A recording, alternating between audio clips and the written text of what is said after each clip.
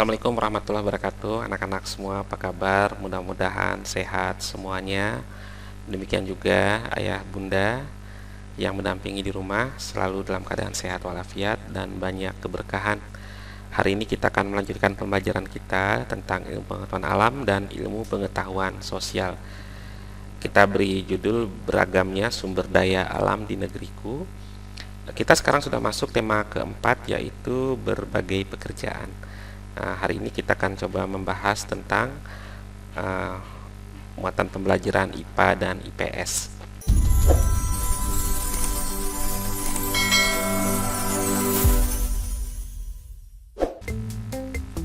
Anak-anak semuanya, pengantar kita hari ini adalah Indonesia merupakan negara kepulauan yang indah yang memiliki beragam keindahan alam seperti pantai, gunung, dan laut. Dan banyak lagi di antaranya, itu termasuk kepada sumber daya alam yang kita miliki bersama. Jadi keindahan negeri kita sudah diakui di negara lain di seluruh dunia. Karena itulah kita melihat banyak sekali kunjungan dari mancanegara ke negara kita, ke banyak pulau di Nusantara.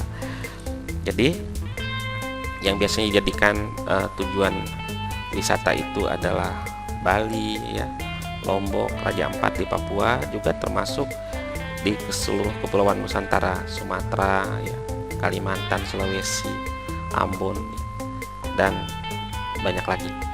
Jadi sumber daya alam negara kita itu sangat melimpah dan tentu kita harus menjaga keberlangsungannya agar ada terus-menerus.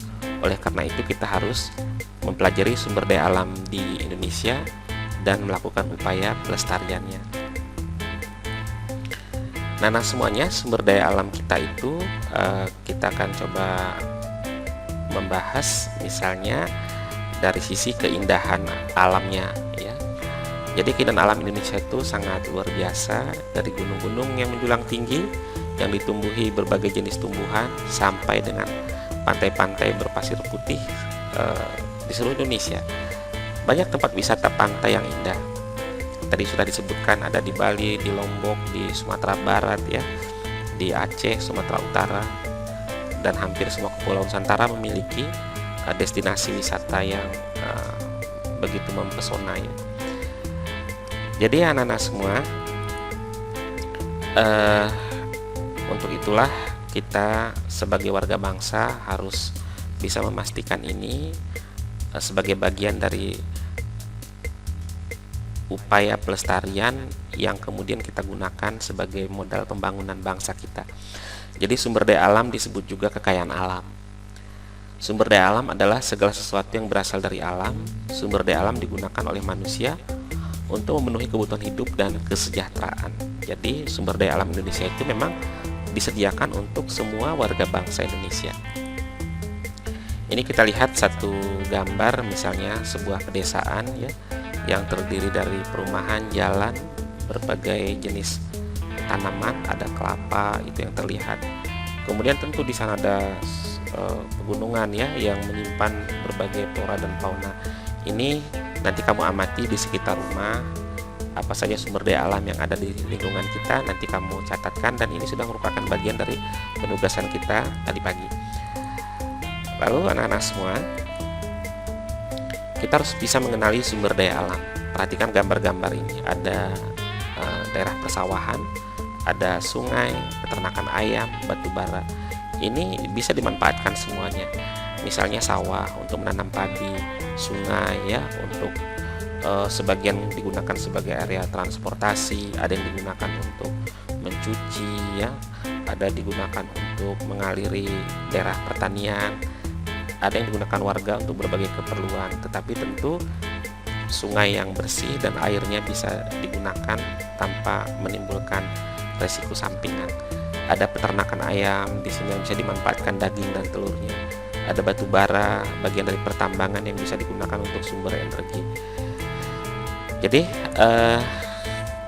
bukan hanya itu saja, kita melihat di lepas pantai, ya, ada pengeboran minyak di tengah laut, ada emas.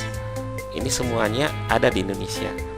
Bahkan tambang emas di Papua itu juga sangat luar biasa, yang bisa membantu rakyat Indonesia dalam membangun dari waktu ke waktu. Sebagai bagian dari pekerjaan kamu nanti adalah mengidentifikasi sumber daya alam yang ada di sekitar lingkungan kamu. Lalu pemanfaatannya untuk apa?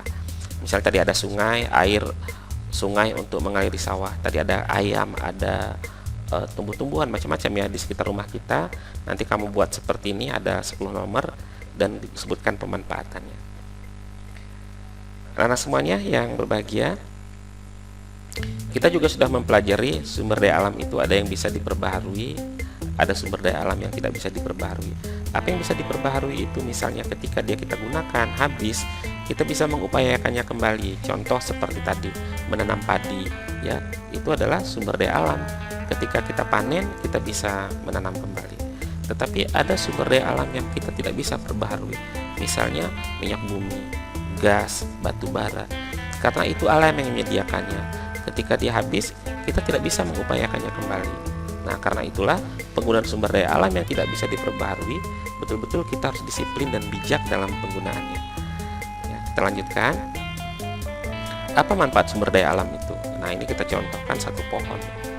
Jadi sumber daya alam itu berguna bagi kita sebagai sumber energi dan bahan bakar. Contohnya minyak bumi tadi disebutkan, batu bara, ya. Ada sebagai pembangkit listrik, ya. Misalnya air, panas bumi, sinar matahari itu bisa digunakan sebagai pembangkit listrik.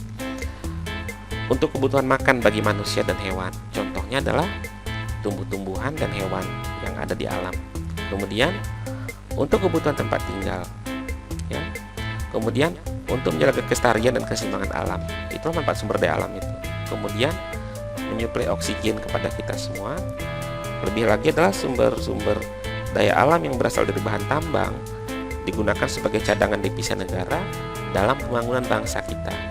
Indonesia memiliki punya cukup cadangan modal dari hasil tambang yang bisa diekspor, ya, dari biji nikel, besi, emas, tembaga, perak, termasuk gas dan minyak bumi.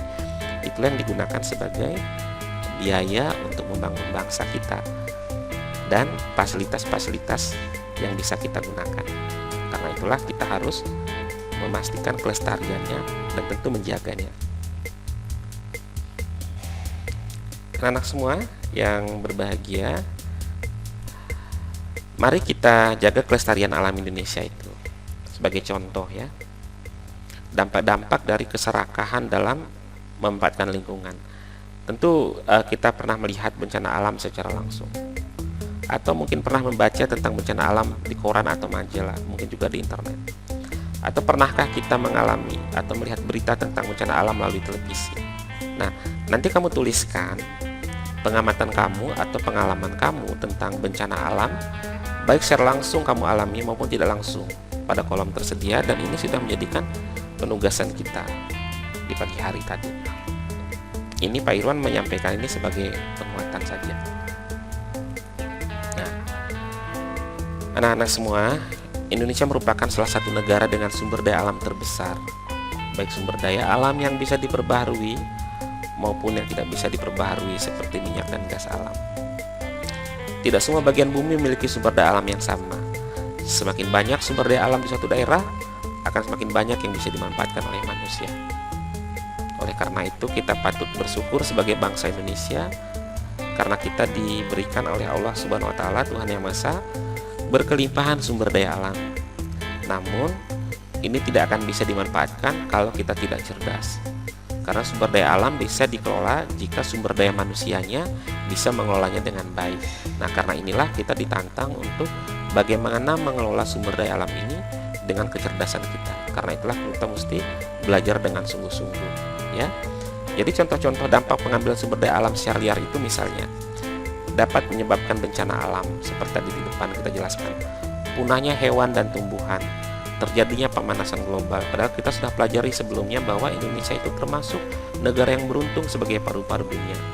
Kemudian apalagi jika sumber daya alam itu dieksploitasi tanpa batas, sumber daya alam kita akan berkurang dan pada akhirnya akan punah, dan itu akan menyulitkan kita sendiri, tentu kita semua. Terima kasih anak-anak semua atas perhatiannya. Mari sebagai warga bangsa Indonesia yang baik, kita selalu menjaga keseimbangan alam dan bijak menggunakan sumber daya alam. Terima kasih juga kepada kamu semua yang sudah belajar dengan sungguh-sungguh dan merespon semua pembelajaran kita, walaupun pembelajaran kita dilakukan secara jarak jauh. Billahi taufiq wal hidayah. Assalamualaikum warahmatullahi wabarakatuh.